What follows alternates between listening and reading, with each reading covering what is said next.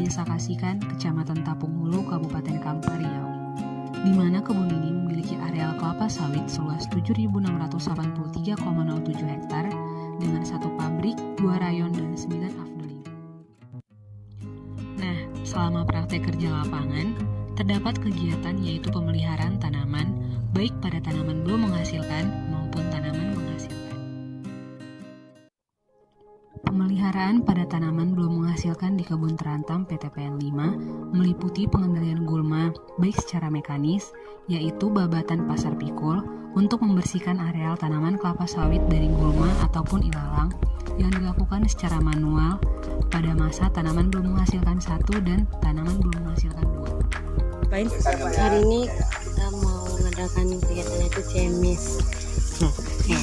Dalam melakukan kegiatan cemistripan pada PT Perkebunan Nusantara 5 Kebun Terantam dilakukan dengan menggunakan herbisida sistemik.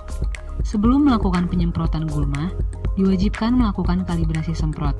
Tujuan dari kalibrasi sendiri adalah untuk mengetahui ketepatan dosis herbisida, pemakaian air tidak boros, prestasi kerja tercapai, dan kematian gulma merata dan tuntas.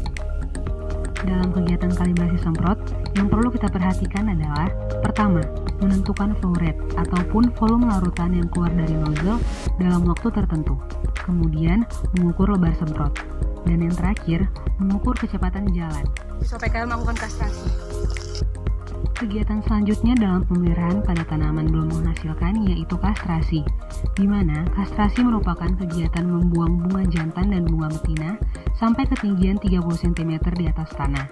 Nah, tujuan dari kastrasi sendiri untuk merangsang pertumbuhan vegetatif pada tanaman dan menjaga sanitasi pokok.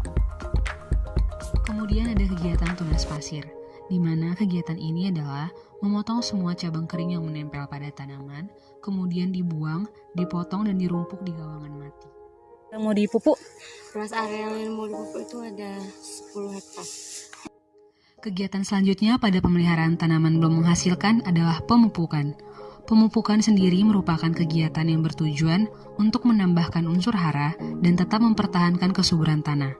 Macam-macam pupuk yang digunakan pada tanaman belum menghasilkan di PTPN 5, khusus kebun terantam yaitu pertama, pupuk dolomit, TSP, urea, KCl ataupun MOP, borat, CWSO4, dan pupuk organik. Selanjutnya ada pengendalian hama dan penyakit. Kalau kita ambil, ini masuk ke dalam terus ini. Kalau kita buka ini paling susah apanya. Susah apanya istilahnya. Karena ada kantongnya itu kan. Inilah kantongannya itu. Ini dia jalan mulutnya.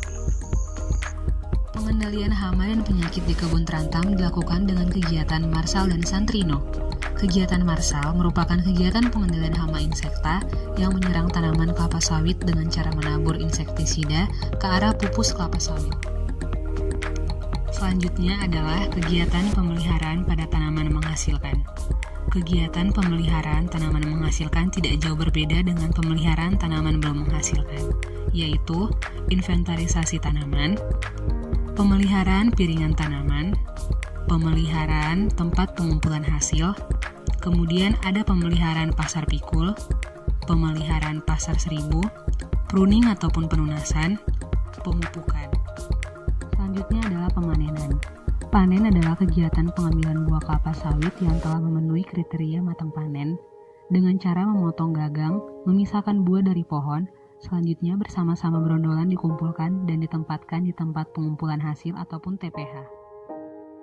Hal-hal yang penting dalam kegiatan panen adalah pertama, kita harus mengetahui kriteria panen. Kriteria panen pada setiap komunitas berbeda-beda. Di kebun terantam sendiri, untuk tanaman kelapa sawit, kriteria tandan buah yang siap dipanen adalah apabila sudah ada 5 brondolan yang jatuh di piringan pokok kelapa sawit. Kemudian, setiap brondolan itu yang ada di ketiak maupun di piringan setelah dipanen akan dikutip kembali. Kemudian, pada setiap tandan dilakukan pembentukan cakam kodok sepanjang 2,5 cm. Lalu pemanen memberi tanda pada cakam kodok memberi nomor pemanen. Selanjutnya adalah proses pengolahan CPO di pabrik kelapa sawit. Pertama, ada stasiun penerimaan buah. Di stasiun penerimaan buah ini, TBS pertama-tama ditimbang. Kemudian setelah ditimbang, TBS akan dilanjut ke lantai sortasi. Di mana di lantai sortasi ini, TBS yang sudah ditimbang dipilah-pilah, dipilih berdasarkan kondisi buah yang akan diolah. Kemudian setelah dari lantai sortasi dilanjutkan kepada lori. Setelah buah dimasukkan ke dalam lori tersebut akan masuk ke stasiun rebusan. Tujuan dari stasiun rebusan ini adalah menonaktifkan enzim lipase, menurunkan kadar air, pemecahan emulsi, menggunakan daging buah sehingga mudah lepas dari biji dalam diester, memudahkan melepaskan inti dari cangkang, dan memudahkan pelepasan brondolan dari tandan. Kemudian ada stasiun threshing, di mana pada stasiun ini brondolan dan tandannya dipisahkan dengan sistem diputar ataupun dibanting. Kemudian dikirimkan brondolan yang telah dipisahkan ke stasiun press yang sesuai dengan kapasitas pabrik. Setelah dari stasiun threshing, kita lanjut ke stasiun presan. Stasiun presan adalah stasiun pertama tempat proses pengambilan minyak. Proses tersebut dilakukan dengan cara pelumatan dan pengepresan. Kemudian ada stasiun pabrik biji. Stasiun pabrik biji bertujuan untuk memisahkan kernel dari cangkang dan serabut guna mendapatkan mutu kernel yang baik sesuai dengan norma. Kemudian ada stasiun klarifikasi pemurnian minyak. Stasiun klarifikasi ini bertujuan untuk memurnikan minyak dengan cara memisahkan kotoran-kotoran dan air yang terikut bersama dengan minyak dari presan. Selanjutnya ada stasiun pengolahan limbah ataupun waste treatment. Unit pengolahan limbah cair di pabrik kelapa sawit Terantang terdiri dari cooling pond, di mana di cooling pond limbah diolah secara fisika, yaitu proses pemurnian limbah dengan pengendapan. Partikel-partikel limbah cair yang berukuran besar akan mengendap di cooling pond secara gravitasi. Di sela-sela kegiatan praktek kerja lapangan, kami juga mengikuti evaluasi kebakaran yang diadakan oleh Kebun Terantang PTPN 5. Nah, tujuannya di sini adalah agar setiap masyarakat maupun pegawai mampu mengantisipasi jika terjadinya kebakaran dalam kebun tersebut.